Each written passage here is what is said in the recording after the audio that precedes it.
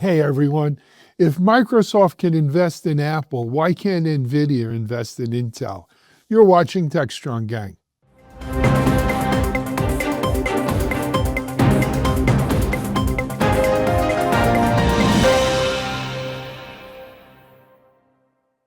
Hey everyone, happy Friday. Wow, man, this week went like this.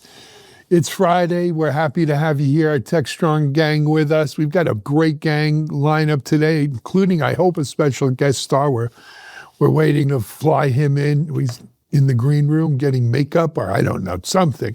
But I mentioned the Nvidia Intel deal. We're going to come back to that in our B block today. We're going to kick things off in our A block with this YouTube versus TikTok angle. Let me introduce you to our gang members today. I'm really happy to have Fred with no hat. Fred No Hat Wilmot today. Fred, good to see you. Great to be here. Nice. Thank you. Joining Fred and I is Ann after all this time, Alhoa Ward. Ann, good to see you. Good morning. Nice to see Also you. from our Texas contingent, we have two people from Texas.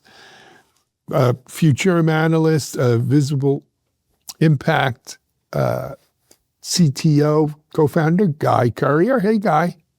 Hi, good to be here. And our man in Silicon Valley, John Swartz. Hey, John, how's it going? It is busy. Yep. Absent is our chief content officer and Yankee fan, Mike Vizard. He's at a harness event today, so no Vizard, no Joy of Mudville. Though the Yankees did win last night. Anyway, let's jump into stuff today. We've got this YouTube versus TikTok thing going on. Ann, do you want to kick us off on that? Absolutely. There's a kind of a mixed basket of things happening this week with the two companies that are in the headlines.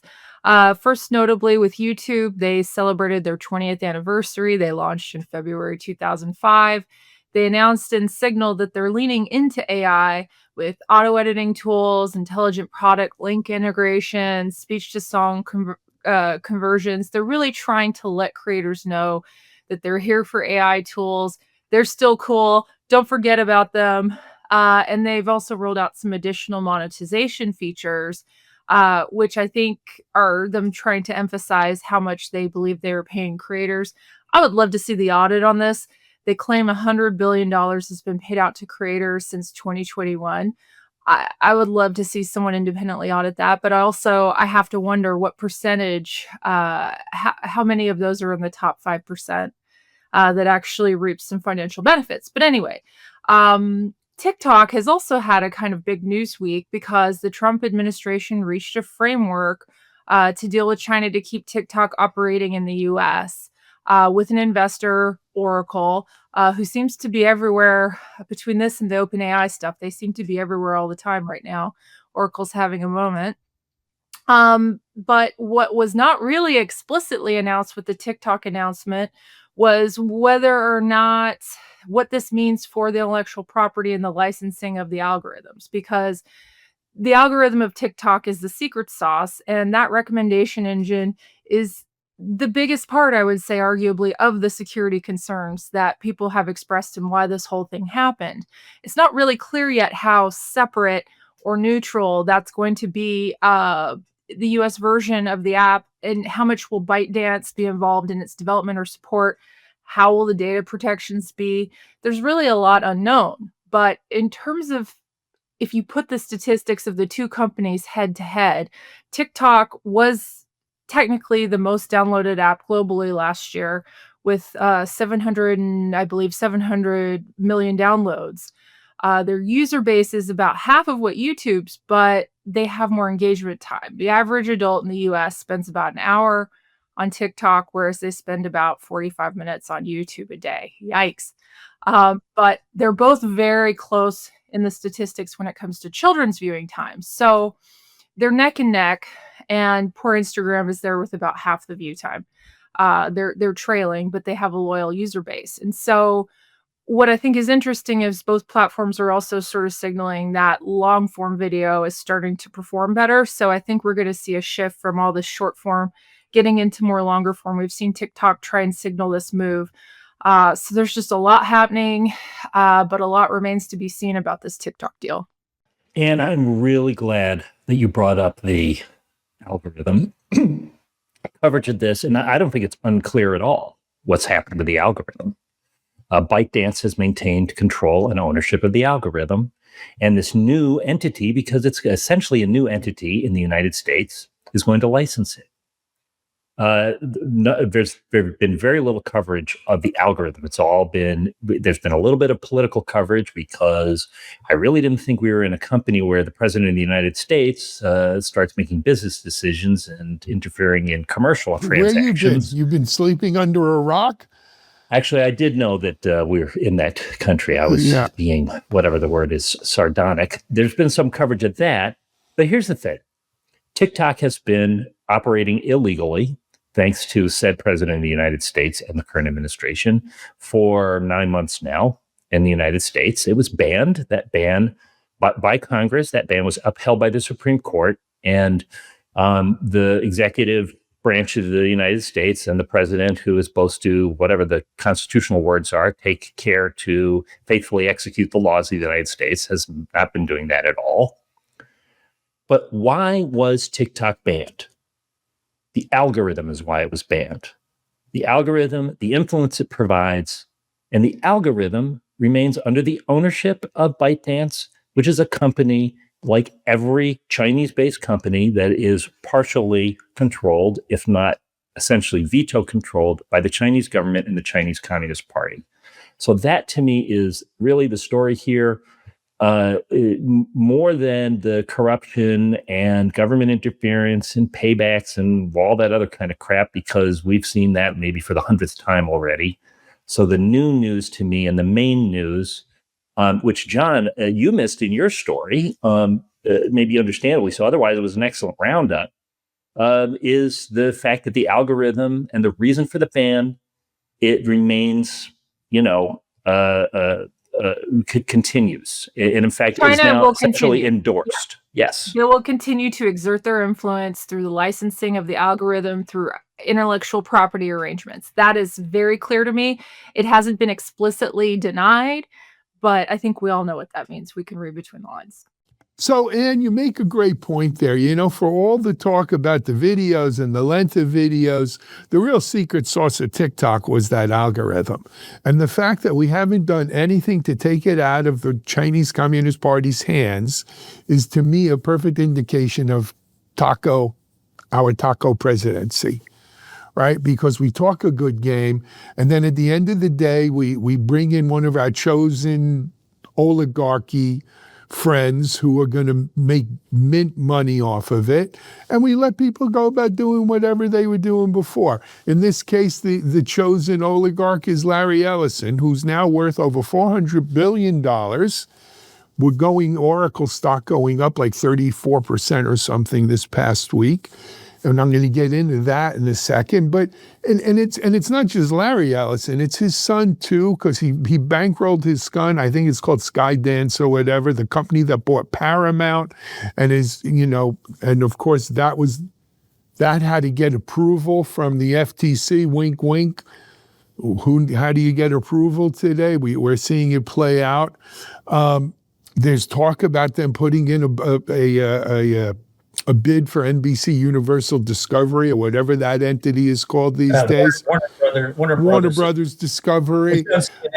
This is why Stephen did. A lot of people say this is why they sacrificed Stephen Colbert at the altar of this deal that Ellison maneuvered. And let's talk about Larry Ellison and the recent run-up of Oracle stock, right? What a great deal this is. You want to talk, this J.P. Morgan and the robber barons themselves would be proud about this deal. Oracle stock bounced 34% up, or more than that, based upon their $300 billion deal with OpenAI. They're selling OpenAI GPUs and data center supposedly for $300 billion. Where OpenAI is getting that $300 billion from is another story, right? Maybe they could go public, maybe they can't. That's their plan. No, but let me tell you where it's coming from. Because at the same time, Ellison goes in and invest in OpenAI, they take that money that he's investing in OpenAI to give it to Oracle, which boosts Oracle stock. So Ellison gets more money, invests more of it in OpenAI. They buy more Oracle stuff. Oracle stock goes up more. Ellison gets more money, invests more in OpenAI. Look, this would make JP Morgan and the Vanderbilts proud. You know, there was a video last night from the state dinner in London or England with the Trump visit. And they had a video showing some folks in the crowd. And there you saw Jensen, Sam Altman, Tim Cook, Blackstone CEO. And, is it any different than when the gas and oil guys sit around Vlad Putin? Oh, yeah. It's the like same the thing. It's the you same sit around thing the table here. and you carve up the empires. You carve up the business. Guy, I know you have feelings about this. Do you want to contribute? Well, I mean, after my rant about the algorithm, I do think that this is almost more a political and social story than anything else. That the algorithm is the thing, and it's even worse than you say, Alan, because that story is buried. It's not even really buried. It's just, what people are looking at. If they're looking at it critically, they're looking at it as the continuation of the oligarchy, and here's how businesses fall in line, and here's how a government exerts pressure to affect business decisions and all that other sort of stuff, instead of this thing of like the whole ball game was influence of consumers of media through these algorithms whose sole purpose may be commercial, to keep people stuck on the screen, but whose social effects are great. No, but there was an more insidious part of it, which was the Chinese Communist Party was getting all this information. I'm just on generalizing people. it, Alan. I'm just saying, even if you like, let's say, for example, Meta is not particularly interested. They're just interested in being huge and making money and spreading around the world and being even more powerful in that sense. Not a political agenda, but the YouTube algorithms do the same, actually. So we can move to Google. All the algorithms have been designed intentionally to keep people stuck on the screens, and it's starting to be more documented that the way you do that is with outrage and with feeding conspiracies and like things like that, and radicalizing people. Yes, exactly. Let's jump to Ann, though, Guy. I got to give Ann a chance. Ann, we're coming back to you. Go ahead. I mean, I don't trust China, but I trust China to be China. And I don't think this deal, and I think we're all agreeing, this deal has it's all facade. Right. It stopped being about China. We solved the TikTok, guys. And the thing is, the average American consumer does not care. They don't care. Fist bump and let's move on. That's exactly what it is, unfortunately, and that's the world we live in. It's they don't care how the meatloaf gets made. They want their funny videos. People want to buy the product the influencer's wearing. This is where we've shifted as a society, and we can cry about it, or we can, as leaders in technology, say, okay, let's try and teach people how to responsibly use these platforms. This is why I've been on TV 95 times. I go on to educate people about how to curate their information diets, how to avoid social media addiction. So all we can do is educate people, which is what we're doing right here. I read an interesting story. I'm remembering now if it was Finland or Norway, where they're doing like mandatory education of kids about, using social media responsibly, separating conspiracy and craziness from facts. It sounds like Finland to me. And to be fair, I'm Finnish. Yeah. My father is from Finland. Okay, so you were rooting for the whole time. That's where we got Ahola, I remember. Ahola. But they're doing it there, and it works. That's the point. It works.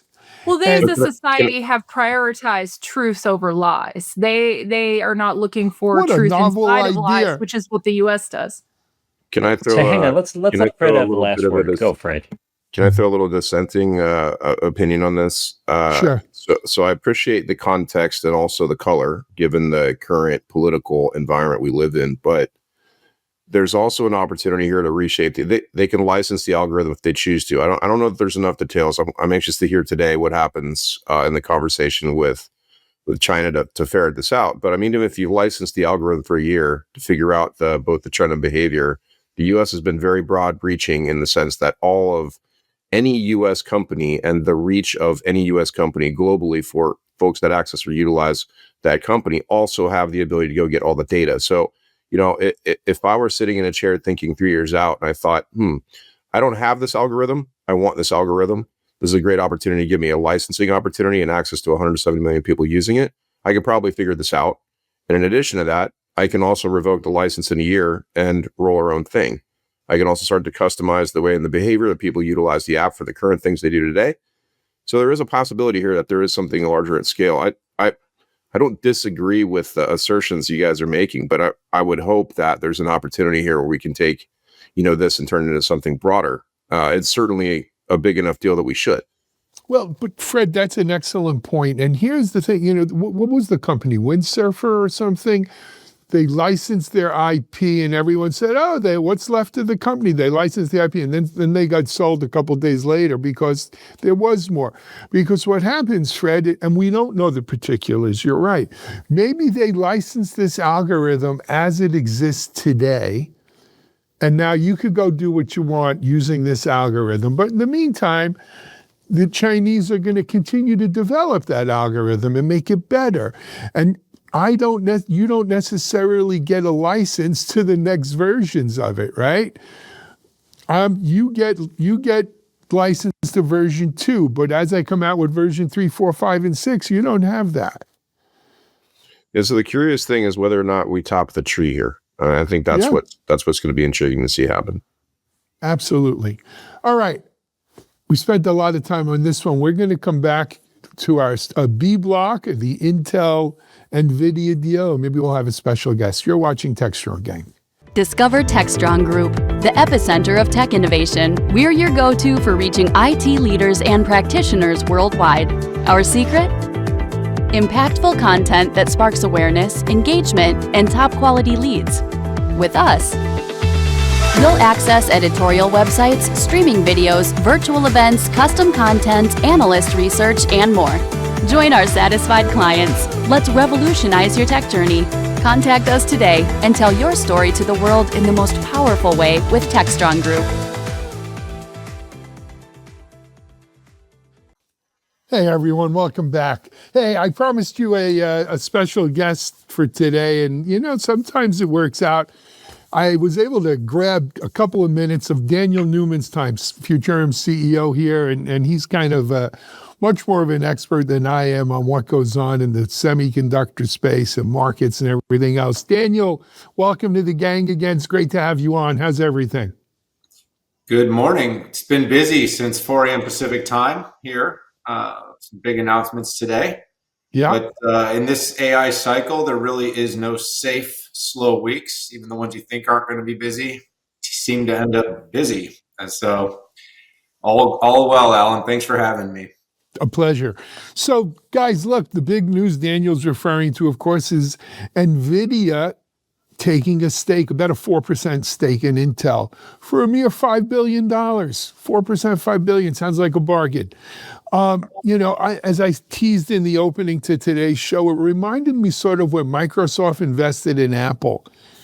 Because, back then they did it so that they wouldn't be an M word, right? They were an M word, Microsoft, but they didn't want to be the other M word, monopoly. And so by propping up Apple, they had a viable competitor. Not the case here. Daniel, I'm going to ask you to kick it off. What's your take on this deal? Well, there's two parts to the deal. There's the investment part, and then, of course, there's the technology partnership.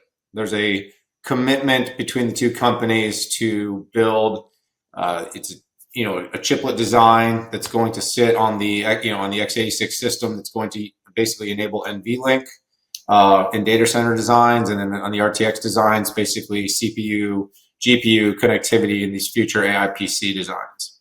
So it's an interesting one because there's like all these different moving pieces. First of all, this was a very defensive move by NVIDIA, as ARM has been pretty vocal that it is planning to enter the AI and custom AI chip space.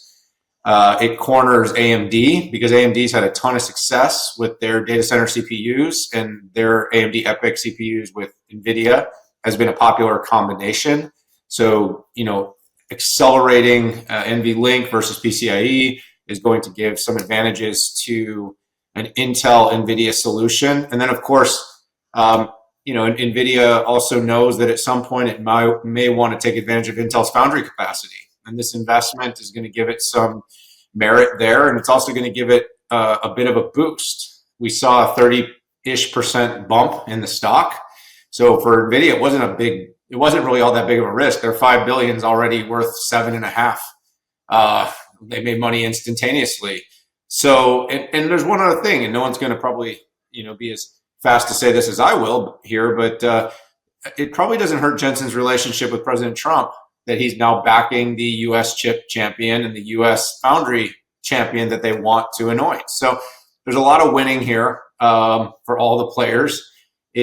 It props up Intel, which it needs. It basically corners its competition, and it's going to drive in my opinion, a significant cycle and market growth run for Intel that it's direly needed for some time. Absolutely. But I think it's really interesting. Guy.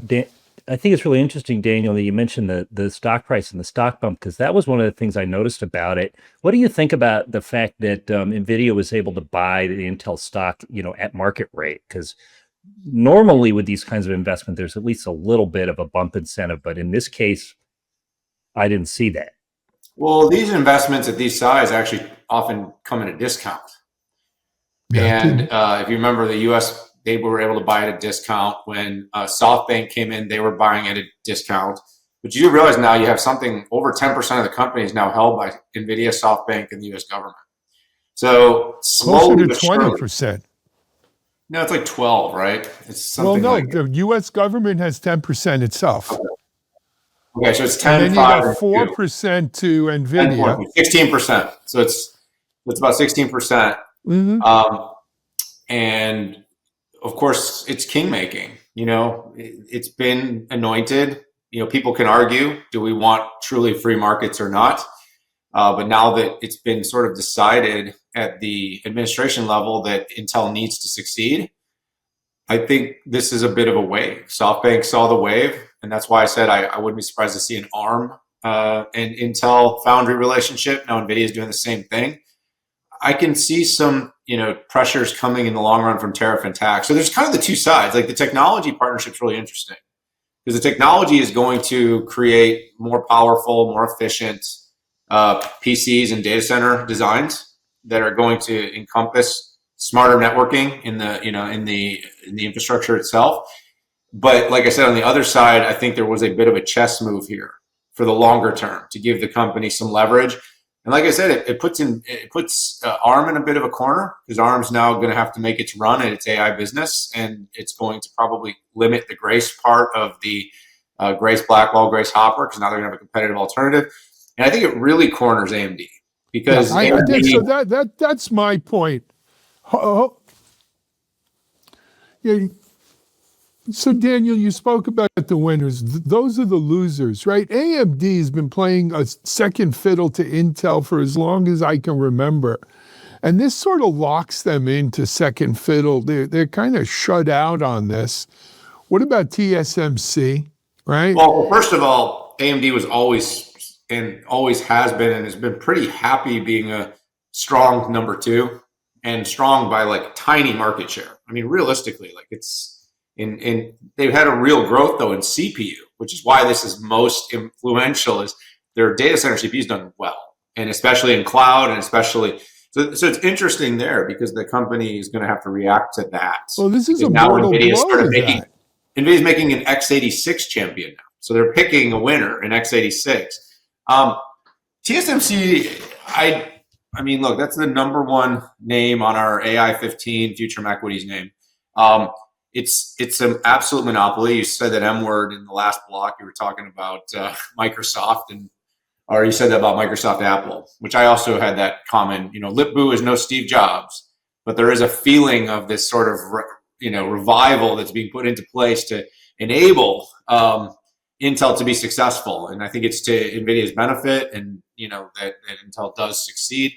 But I think TSMC has so much leverage because between Apple, Nvidia, AMD, Broadcom, Qualcomm, they get so much volume. They have complete pricing control. To some extent, this could be Nvidia, who's kind of had to take whatever TSMC gives them price-wise and saying, look, we want to send a bit of a signal that, like, we are the king. You're not the king.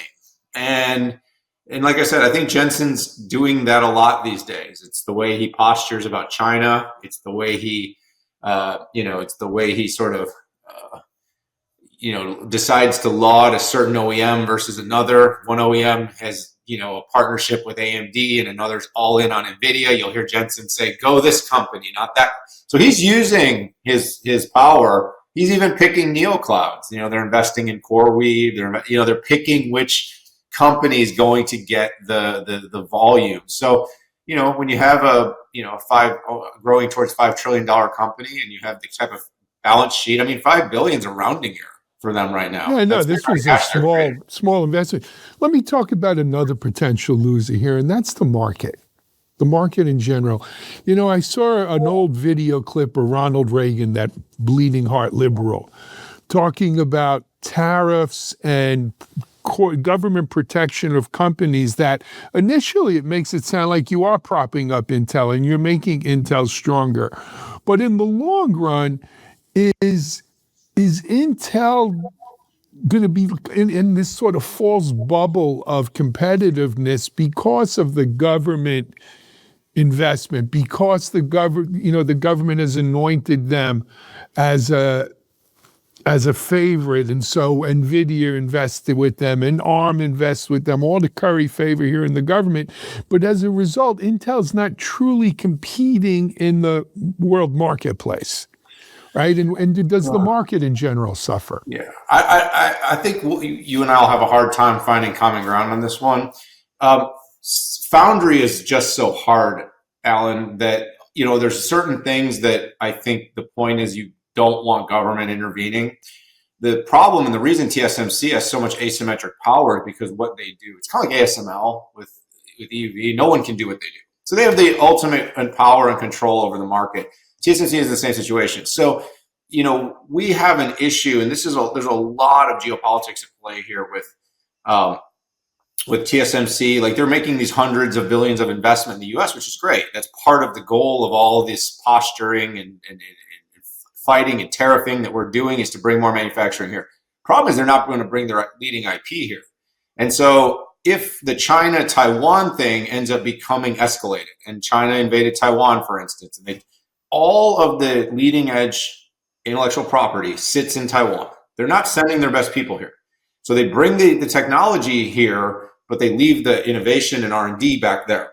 And so we would basically be stuck on whatever node that would be at that time if there was some conflict or war or escalation. And the US, unfortunately, didn't have. Now, again, whether Intel and its 18A, 14A, these are the next generation chips, these are the competitive nodes. These are the future.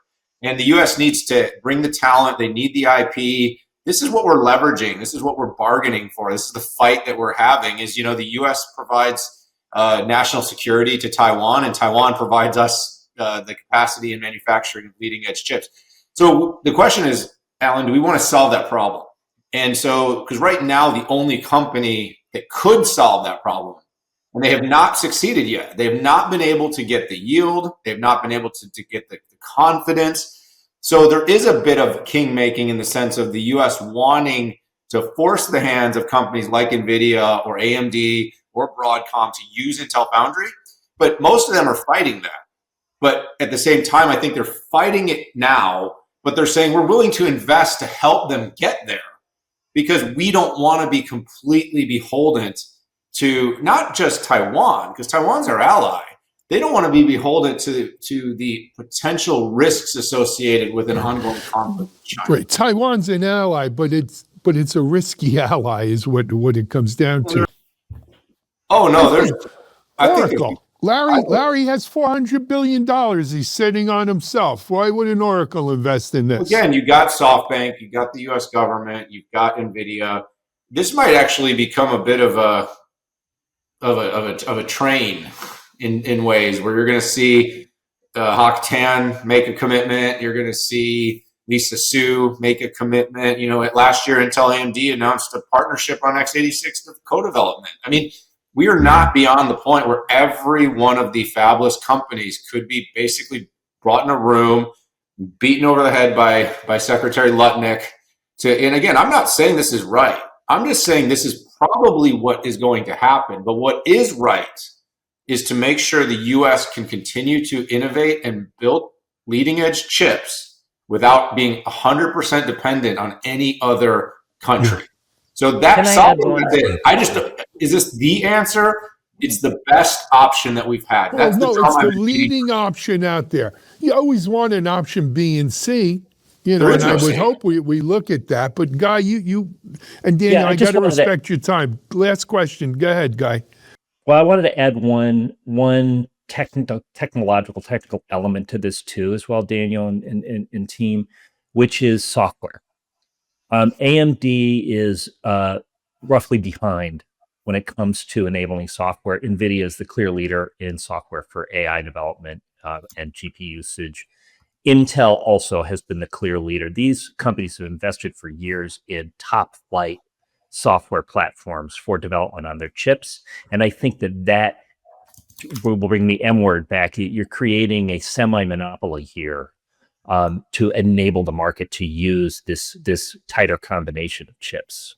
I don't know if you have any thoughts on that, Daniel, but that is something that I don't think has been as heavily covered because it's more technical. It's more about development of the applications. I think a lot of people understand, Guy, that NVIDIA's CUDA for training development certainly has a ton of lock-in.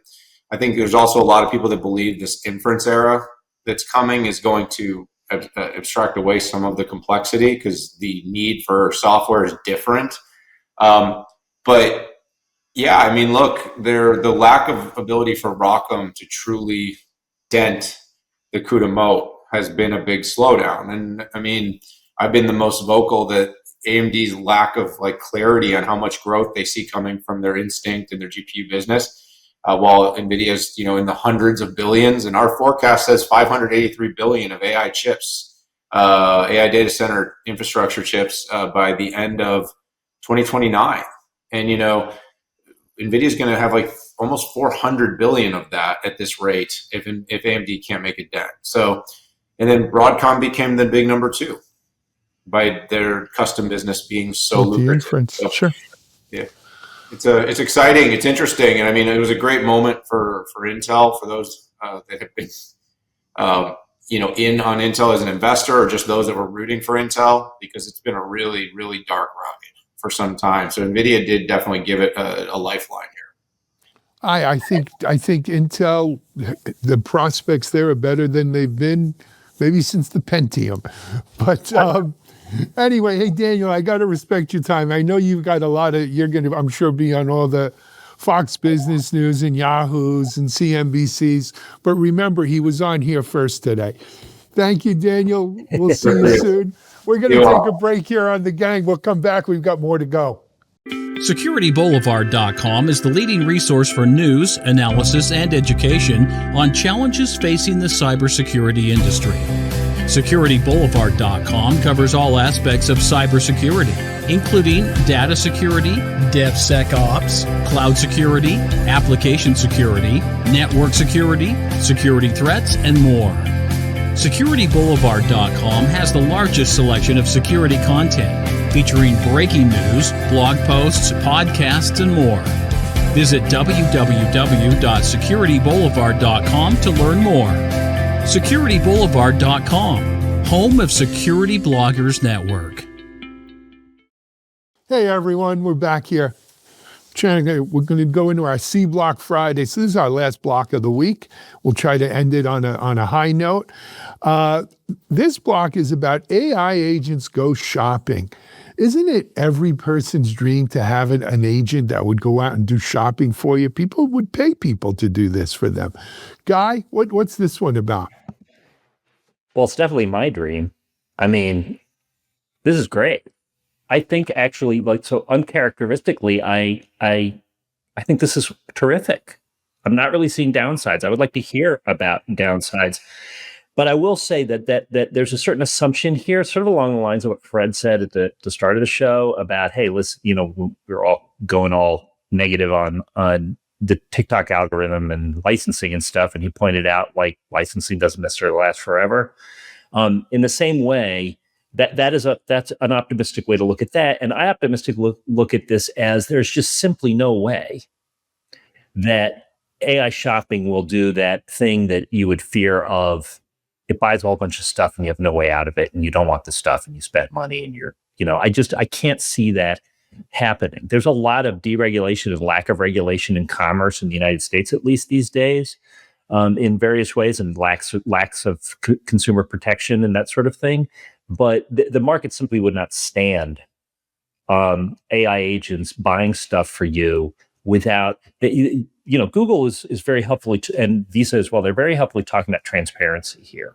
Transparency is a good start, but ultimately you need to be protected such that an AI agent doing something for you remains under your control, and your ability to easily and quickly return what's been bought or cancel an order or whatever else it is. This is just great. I can just go through my life and maybe groceries will be shopped for me, and I can, keep my feedback loop to the agent so that it only buys peaches of a certain shape or color or whatever it's going to be that I happen to like. So this is one of these ways where our lives are going to be improved. I will note one thing, which is that our lives will probably be more improved with the more affluent or wealthy or higher class or higher tier you are.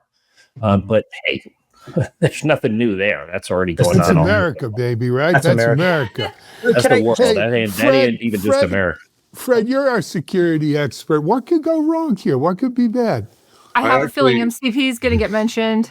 Yeah, I'm actually going to leave MCP out of this for a second. Oh. And the cool part about this is it operates with MCP and A2A, right? So there's an opportunity to incorporate this into every payment processing exercise you go through. Some of the cool things I think about here. How many times did you wait in line at Ticketmaster to never get the tickets you wanted? How many times do bots from, people that get those tickets and then scalpers resell them for some ridiculous amount, right? It takes a lot of this sort of secondary marketplace out, and it reduces a lot of fraud. So what you get is you get the shopping agent, you get a merchant agent like you have today. You get a retailer that you buy something from, and you got a person that's buying stuff. I want to get tickets, or I want to track this particular airline flight, and I'm not going to sit there all day and do it, and my bot isn't doing it for me. And then you have a credential provider and a merchant processor, right? Same thing that you have today.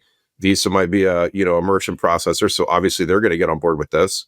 And then you have a network and issuer. So the challenge we have today, right, when you think about card not present transactions, there's still a ton of fraud that happens here. And if you thought about the vehicle for something like this, there's inherently a chain of the transaction, every single transaction that happens from, the shopping agent to the merchant agent, and it is provided to both. So on the transparency, super good. You've got authorization, you've got authenticity, and you've got accountability. It's super, super powerful. And you've got 60 member organizations that are looking to utilize this in the same way that originally Visa's early warning and the whole Visa network part was aligned there. Now, to Ann's point, okay, if you took that moment and said, okay, well, let's incorporate this into everybody's insecure use of MCP, well, you have some opportunities there where this can possibly go wrong.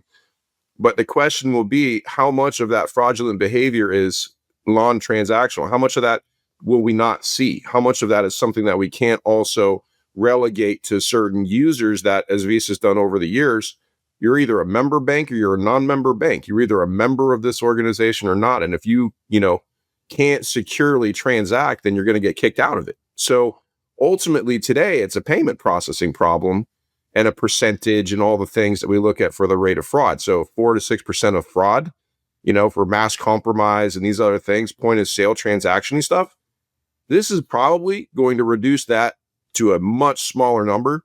And it's going to make the American buyer so much more empowered to do the right thing with the money. They don't have to call up their bank and argue about whether or not that's a legitimate charge. I think it's awesome. And I mean, I love the optimism from both of you guys, but I think we can agree that AI agents are an attractive target for cyber criminals. I think that the exciting thing for me in all of this is the Visa signaling, yes, we're using MCP because I love MCP. I'm hawkish on it. But I think the value is that Visa is positioning themselves as the transaction trust layer, right? So they're providing all of that security to this. So the hope is that this might be a good test case for other payment gateways to expand their AI-driven commerce, which sounds great in theory, but I'm very skeptical. Well, I think the thing that this does actually may be counter to what you suggest. I think this may be the thing that breaks Visa's hold on the universe of payment process. And for that, right, I'm thrilled. So imagine that a smaller bank, right, has the same leverage and legitimacy to conduct transactions. Regional banks organizationally have the same level of credibility, as a Visa. I think this could really change the playing field. On the security side, I mean, there's a lot of concerns about what that introduces. But if you look at the conduit of what A2P provides, and AP2 will authorize, then I think there's a lot of really important use cases around, how that gets leveraged in agentic behavior. And some of those simple use cases are like, hey man, look, like, I don't want to wait in line for stuff. I don't want to have to track the price and availability. John doesn't want to wait in line for his Taylor Swift tickets. I mean, who does? If I want to go see Tay Tay, I want access and I don't want to get denied. My daughter will I call Travis directly. Let me throw a little red meat. Let me throw a little red meat at Alan. They were living here in Boca, by the way. But yeah, okay. let me throw a little red meat at Alan. So I think Visa's involvement here and Visa offering MCP services is a really interesting development, maybe encouraging. Why? Because U.S. law dating from the 70s protects consumers against credit card fraud and theft by holding the credit card companies and the participating banks responsible. And the result of that has been, I think, a little bit Visa's monopoly on dominance of transactions, because they help solve the problem. I don't remember the economic terms offhand right now, but it becomes a collective problem. It's like insurance, gets shared across many, many organizations of fraud and crime and everything, and the cost. So the consumers don't bear the cost. The card issuers bear the cost, right? And so now here is a new lever and mechanism, a commercial one, potentially, I'm not saying certainly, for helping to solve the MCP and prompt injection and all those other kind of problems, security problems around AI. And that gives this a greater potential beneficial impact outside of just e-commerce and transactions. And Alan, it is all because of this regulation of an industry imposed in the 70s, that kind of regulation that we seem to be unable to impose anymore. That's my red meat for you. Ain't it the truth? Ain't it the truth? Hey guys, we're over time, but it was a busy show. It's the end of the week. So we'll end it right here. And Guy, Fred, John, as always, thank you. Thank you to Daniel for popping in. Thank you for watching. It's been I had a lot of fun this week on The Gang. If you didn't catch some of our earlier shows this week, go back and check them out on our YouTube TV channel or TechStrong.tv or our TechStrong TV app, OTT app for Apple or iOS and Amazon Fire, Roku, and Google Play. Have a great weekend, everyone. We've got TechStrong TV following this, so you'll be able to see that as well. And we'll pick it up on Monday. Until then, this is Alan Schimmel. We're out.